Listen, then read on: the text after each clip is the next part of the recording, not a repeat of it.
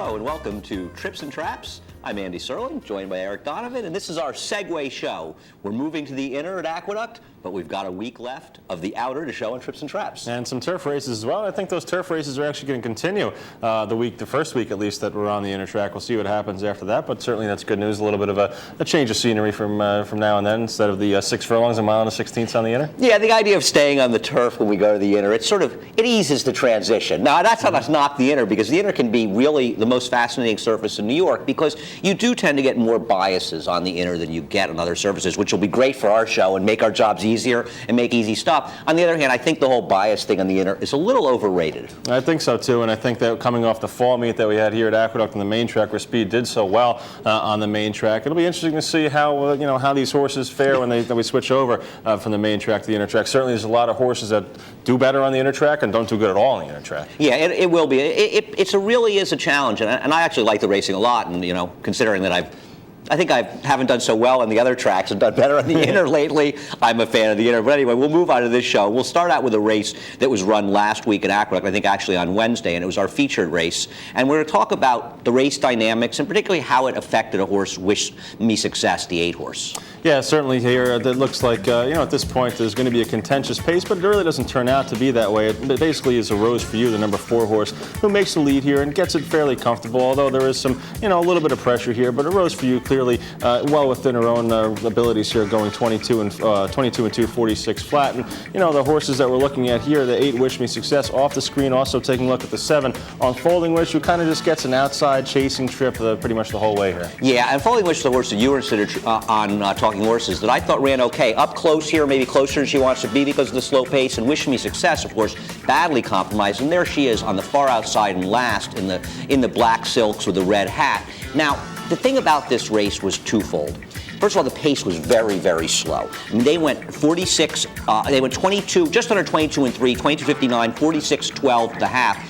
2-year-old fillies, New York breds, went 22 and 1, 45.89 earlier. And as you can see, Wish Me Success trying to make that big wide close. No chance the way the track's playing and the race is run. Yeah, absolutely. I mean, these horses are absolutely compromised by a lack of a pace in the race, and they're very hard to close making those outside moves. When you run into paceless races all the time, you see it. It's just very hard to do. If you come up the inside, maybe you get a better chance, but swinging 3-4 wide, usually not the tonic to win these kind of races. Yeah, and I even thought Unfolding Wish actually ran fairly well here to finish 4th in there, almost close to 2nd, as a matter of fact. And the winner had such an advantage. So the couple of things I take out of this race, one is, look, with the inner, you have to really be paying attention how the races are run. And obviously, if you have a big inside bias, you have to, adjust yourself to that. But if we get a fair racetrack and the winner comes back a Rose for You in a race where there's another speed horse, because she's not that fast early, she has to have the lead, I'm not going to like her at all. I'm looking to bet against her, and I'm looking for Wish Me Success and even Unfolding Wish. Now, maybe these horses will go to Gulfstream, but I'm looking for them in fair races. I would think Unfolding Wish probably headed to Gulfstream. Maybe Wish Me Success might stay up here for at least the month of December.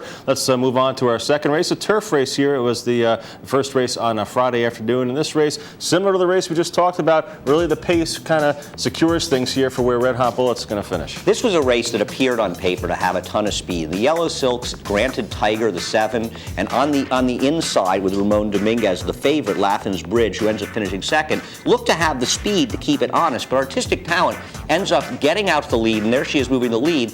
And the horse in the race we're going to talk about is the eventual 4th place finisher, Red Hot Bullet. And she's sort of off the screen right now, and she's got green silks, a red hat, and because there she is about 2 wide, 2.5 wide, and Artistic Talent is sort of moping onto the lead. And you can see the 2nd horse is being rated very heavily here and letting that horse get the lead. And, of course, Granted Tiger, who appeared to have speed, is in the back of the picture in yellow. She was coming out of turf sprints where she had speed, and they're going very slowly up front. Yeah, these races really frustrate a lot of handicappers because when you look at it on paper, you think there's going to be a fair pace. It just doesn't turn out that way. Here you have, going down the backstretch, you have Artistic Talent in front by almost 2 lengths, going an eventual half mile of 50 and 4, while the 3 Laffin's Bridge has, kind of been ranked the first quarter mile at least, resenting the restraint there, and just a slow pace to develop here, and we still do not see the 4th place finisher, Red Hot Bullet, on the screen yet. Yeah, I mean, the way this race is run, first of all, the first 2 finishers, not surprisingly, run 1-2, and they're certainly qualified members. It's not surprising that they were part of the end, regardless of the result, but the way the race was run, and very soon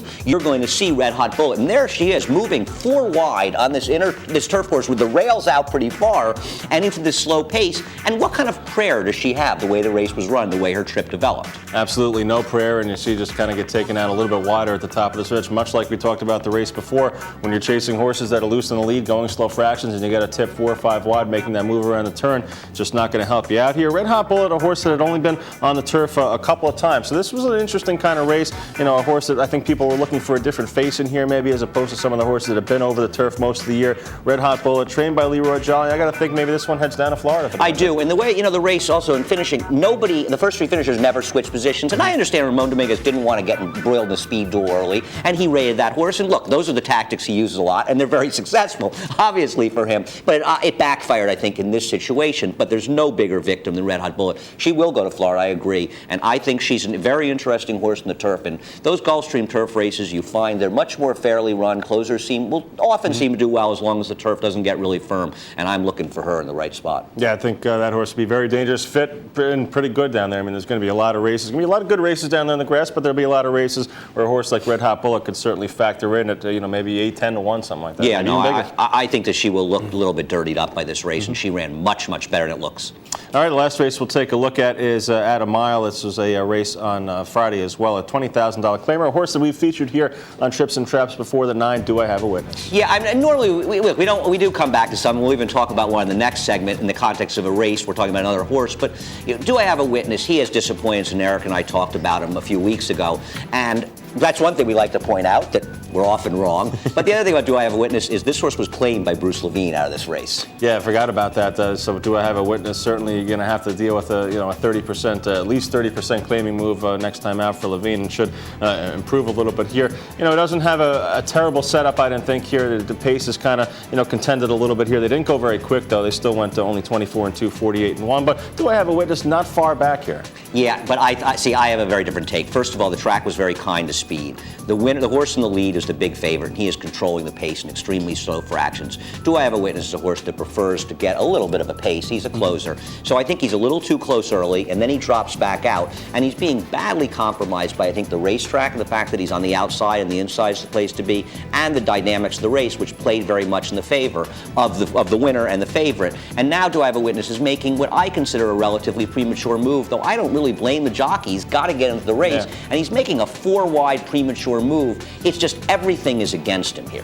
Yeah, I mean, things are kind of against him here, but you know what I didn't like? I didn't like the fact that there were a couple other horses that were long shots in the race. They're going to finish right with them on the wire. The 4 Rampant and the 1 Final Story was just right to the inside of Do I Have a Witness, actually. Do I Have a Witness can't get by these horses. I'm not saying the trip didn't hurt Do I Have a Witness here, but I would have liked to seen him go by these horses. These are big long shots that are running down inside. He's on the wrong lead here. It looks like he's having trouble finishing up. I'm not sure about betting this horse back. I think he's going to win his next start, but also the horse that finishes second, beats him inside, is on the rail every step of the way, and that's what helped it. I understand the horse is a big price, and I do understand that, but I still think Do I Have a Witness ran much, much better in this race than you do, which it's good that we disagree, and it was an improved effort from, I thought, his previous race. I guess I just have a little bit of a hard head against him ever since I liked him after that race at Belmont when he made a premature move against Golden Glen. I thought he's been a disappointment since then, but if he finds the right spot and gets the right kind of pace, he could be very dangerous, and he will be dangerous off the claim no matter what. Yeah, he will be dangerous off the claim, but I also think if he gets in a fair spot, he's going to win his next start.